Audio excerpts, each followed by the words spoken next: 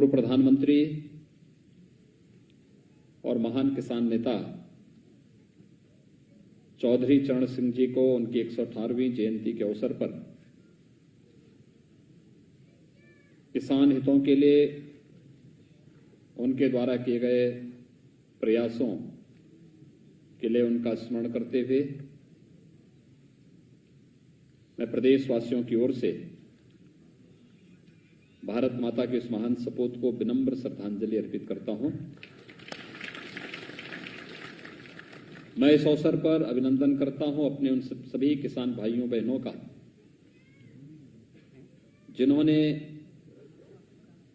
प्रदेश के अंदर खाद्यान्न की आत्मनिर्भरता को न केवल बनाए रखने बल्कि इस क्षेत्र में अपने स्वयं के प्रयासों के साथ शासन की योजनाओं को जोड़ते हुए प्रदेश के करोड़ों किसानों के जीवन में एक खुशहाली लाने की दिशा में एक प्रयास किया है। उन सभी किसान भाइयों बहनों का मैं हृदय से अभिनंदन भी करता हूं। मुझे प्रसन्नता है कि चौधरी साहब की जयंती के इस कार्यक्रम के अवसर पर प्रदेश सरकार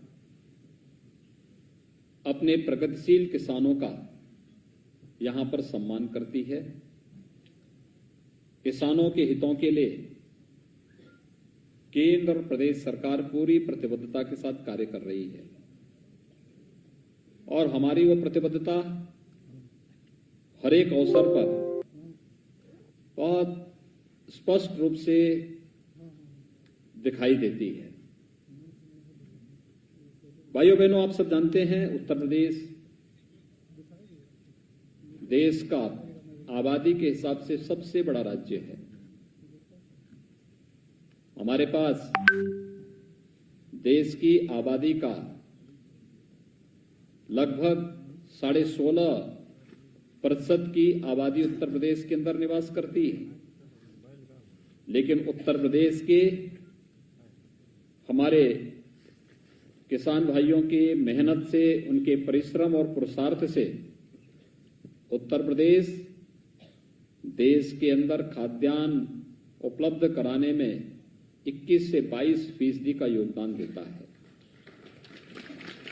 ये बगैर परिश्रम और पुरुषार्थ के संभव नहीं। और इसमें सर्वाधिक बड़ी भूमिका होती है हमारे उन किसान भाइयों का जो नई तकनीक का उपयोग करते हुए खेती की लागत को कम करते हुए उत्पादकता को बढ़ाने में बड़ी भूमिका का निर्वहन करते हैं।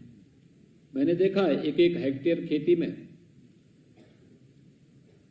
100 कुंटल से अधिक धान उत्पन्न करना, 95 से 100 कुंटल के बीच में गेहूं का उत्पादन करना, प्रति हेक्टेयर 800 से 1000 कुंटल गन्ने का उत्पादन करना, यह अपने आप में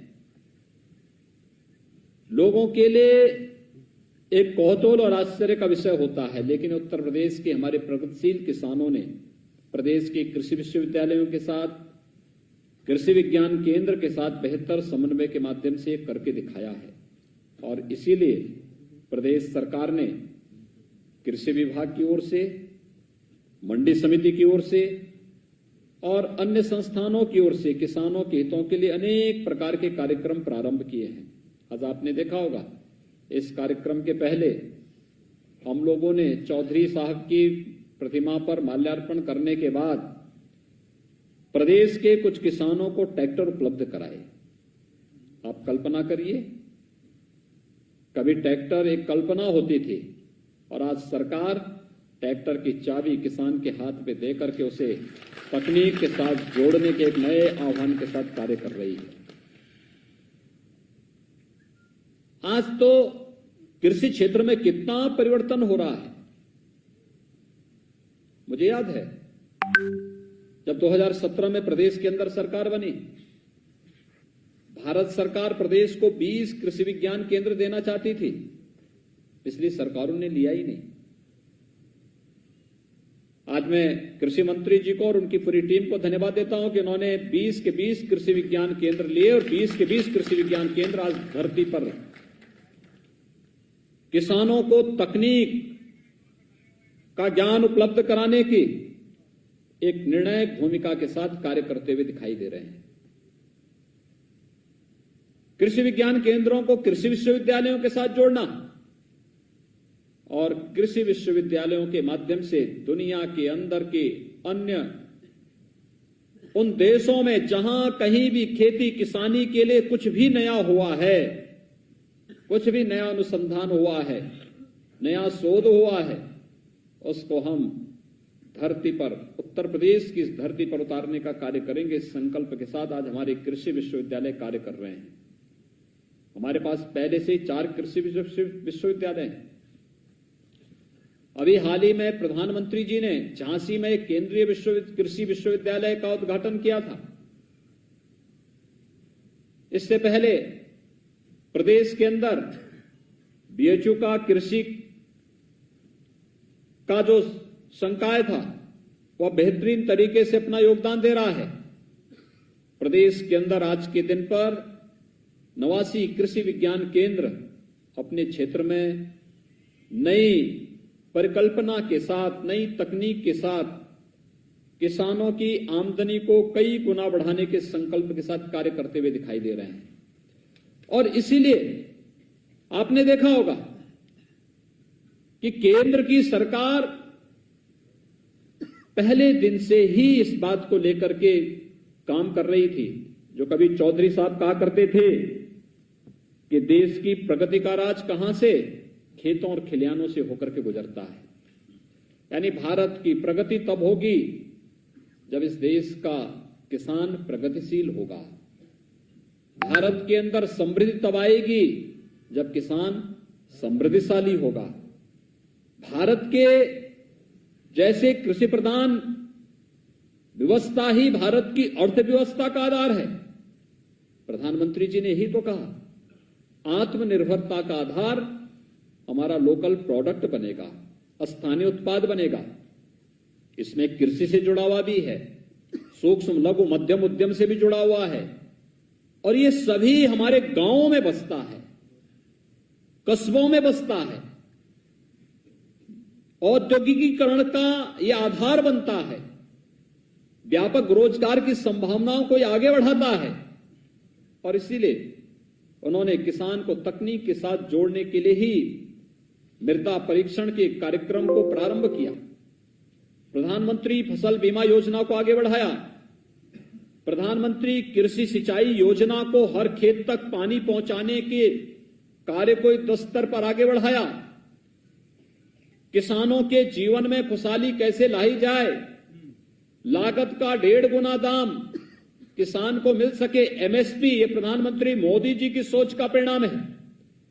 और यही नहीं भाइयों बहनों, आवश्यकता पड़ी कि किसान के जीवन में और भी परिवर्तन करने हैं, उसे किसी भी प्रकार के बिचौलिए से, साहूकारों से मुक्ति मिल सके। इसके लिए भी जब उसे सुविधा उपलब्ध करानी थी तो प्रधानमंत्री किसान सम्मान निधि किसानों को देने में प्रधानमंत्री जी ने कोई संकोच नहीं किया। आप जानते हैं किसान सम्मान निधि में एक बार में यानी साल में 6,000 रुपए हर किसान के खाते में देने की व्यवस्था, यानी हर 4 महीने में, इस साल में 3 बार 2-2 हजार रुपए की 3 किस्त किसान के खाते में जाएगी। 4 महीने में एक बार 2,000 रुपए हर किसान के खाते में जाने की व्यवस्था। और एक बार में हर 4 महीने में जब किसान के खाते में 2,000 रुपए दिए जाते हैं तो एक बार में कितना खर्च होता है मालूम आपको? 18,000 करोड़ रुपए। 18,000 करोड़ रुपए हर चौथे महीने में प्रधानमंत्री जी के द्वारा सीधे किसानों के बैंक अकाउंट में, किसान के खाते में दिया जाता है, जिससे हमारा अन्नदाता किसान अपनी छोटी मोटी आवश्यकताओं के लिए, खाद के लिए, बीज के लिए, पेस्टिसाइड के लिए, या कभी अपनी किसी आवश्यकता के लिए उसे धन की आवश्यकता हो तो यह पैसा उसके लिए सहायक बन सके।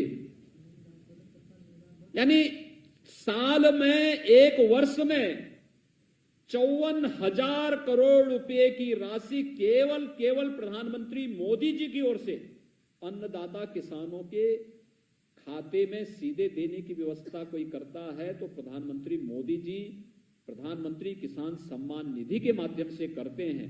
और भाई परसों 18,000 करोड़ रुपए प्रधानमंत्री मोदी जी आपके अकाउंट में फिर से भेजने वाले हैं। ये केवल इसलिए कि किसान के चेहरे पर खुशहाली लाई जा सके, उसके लिए समृद्धि का मार्ग खोला जा सके। और उसी तर्ज पर प्रदेश के अंदर हमारी सरकार ने भी ये कदम उठाए हैं, चाहे वह 36,000 करोड़ रुपए के किसान ऋण माफी के कार्यक्रम रहे हों, चाहे वह प्रदेश के अंदर लंबित सिंचाई की परियोजनाओं को समयबद्ध ढंग से आगे बढ़ाने का कार्यक्रम रहा हो, और चाहे प्रदेश के अंदर प्रोक्योरमेंट की इस पॉलिसी को, जिसके अंतर्गत हम हर किसान की उपज को खरीदने का कार्य करेंगे, क्रय केंद्र स्थापित करके इस कार्यक्रम को आगे बढ़ाएंगे, इस कार्यक्रम को तेजी के साथ आगे बढ़ाने का कार्य हो, या फिर कोरोना कालखंड में भी चीनी मिलों को चलाने का 119 चीनी मिलें हमने कोरोना कालखंड के अंदर चलाई। और पिछले 3-3.5 वर्ष के अंदर अगर आप गन्ना किसानों के गन्ना मूल्य का भुगतान की बात देखेंगे तो भाइयों बहनों 1,12,000 करोड़ रुपए के गन्ना मूल्य का भुगतान गन्ना किसानों को करने का कार्य भी हमारी सरकार ने किया। 1,12,000 करोड़, देश के अंदर कई राज्यों का वार्षिक बजट नहीं जितना हमारे गन्ना किसानों के खाते में सीधे गन्ना विभाग के द्वारा उपलब्ध कराया गया। ये प्रयास इसलिए जिससे किसान के चेहरे पर खुशहाली हो सके। पिछली सरकार ने चीनी मिलें बंद करती थी, बेचती थी, हमारी सरकार चीनी मिलें चला रही है, बंद चीनी मिलों को चला रही है और उनके एक्सपेंशन का, उनके मॉडर्नाइजेशन की कार्रवाई को तेजी के साथ आगे बढ़ा रही है। आज चौधरी साहब की जयंती है। चौधरी साहब के स्वयं की कर्मभूमि में रमाला की चीनी मिल 30 वर्षों से इंतजार कर रही थी कि इस चीनी मिल का पुनरुद्धार हो, उस चीनी मिल का नवीनीकरण हो, उसका विस्तारीकरण हो। लेकिन किसानों के नाम पर राजनीति करने वाले लोग जब सत्ता में आते हैं तो मौन हो जाते थे, कभी चिंता नहीं करते थे, कभी भी इस बात की चिंता नहीं करते थे। मैं धन्यवाद दूंगा गन्ना मंत्री को, उन्होंने चौधरी साहब की कर्मभूमि की चीनी मिल को विस्तारीकरण के 50,000 कुंटल गन्ने की प्रतिदिन पेराई हो सके, 27 मेगावाट बिजली वहां बन सके, इस कार्यक्रम को मजबूती के साथ आगे बढ़ा दिया। और उस कार्य को पिछले वर्ष संपन्न करके चीनी मिल बहुत अच्छे स्तर पर आगे चल करके चौधरी साहब के प्रति अपनी श्रद्धांजलि अर्पित कर रही है। ये सभी कार्य इसलिए कि प्रदेश के किसानों के चेहरे पर खुशहाली कैसी लाई जा सकती है, खेती से, किसानी से, बागवानी से, या फिर पशुपालन से, मत्स्य पालन से, जिससे भी हो सके उस प्रकार का एक प्रयास केंद्र और प्रदेश सरकार के द्वारा जो निरंतर आगे बढ़ाया गया है, उसी क्रम का हिस्सा है, उसी का एक कार्यक्रम, एक सम्मान दिवस उसी का हिस्सा है। हर हाल में किसान के चेहरे पर खुशहाली लाना, और भाइयों बहनों, किसान के चेहरे पर खुशहाली लाने के लिए ही आज कृषि क्षेत्र में तेजी के साथ सुधार के लिए प्रधानमंत्री जी के प्रयास से, उनके मार्गदर्शन से केंद्र सरकार ने 3 कृषि कानूनों में भी व्यापक सुधार किए। लेकिन जिन्हें किसान की प्रगति अच्छी नहीं लगती, देश का विकास अच्छा नहीं लगता, किसान के चेहरे पर खुशहाली अच्छी नहीं लगती, उन लोगों ने गुमराह करके किसानों को भड़काने का काम भी शुरू कर दिया। ये बार बार कहा जा रहा है कि एमएसपी समाप्त नहीं होगी, लेकिन तब भी गुमराह किया जा रहा है एमएसपी के नाम पर। बार बार कहा जा रहा है कि मंडियां समाप्त नहीं होंगी, लेकिन तब भी इसके नाम पर गुमराह करने का प्रयास किया जा रहा है। यानी ये कहा जा रहा है मंडियां चलेंगी, मंडी को तो तकनीक के साथ जोड़ने का कार्य, ई नाम के साथ जोड़ने का कार्य प्रधानमंत्री मोदी जी ने किया, लेकिन तब भी गुमराह किया जा रहा है कि मंडी बंद हो जाएगी। ये कैसी राजनीति? ये किसान के हित के लिए किए जा रहे प्रयास, चाहे वह कॉन्ट्रैक्ट खेती का हो, मंडियों का हो, एमएसपी का हो, किसान के हित के प्रतिकूल कुछ भी नहीं होने देंगे। और हम इस बात को पूरी मजबूती के साथ कह सकते हैं कि अगर देश के अंदर किसानों के हित के लिए समर्पित भाव के साथ कोई कार्य कर रही है और आजादी के बाद किसी एक सरकार ने किसानों के हितों के लिए इतनी योजनाएं दी तो केंद्र की मोदी सरकार है।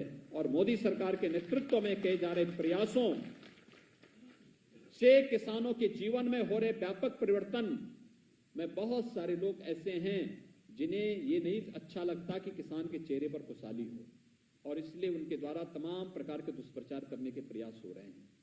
मैं आज के इस अवसर पर आप सभी किसान भाइयों बहनों से इस बारे में कहना चाहता हूं।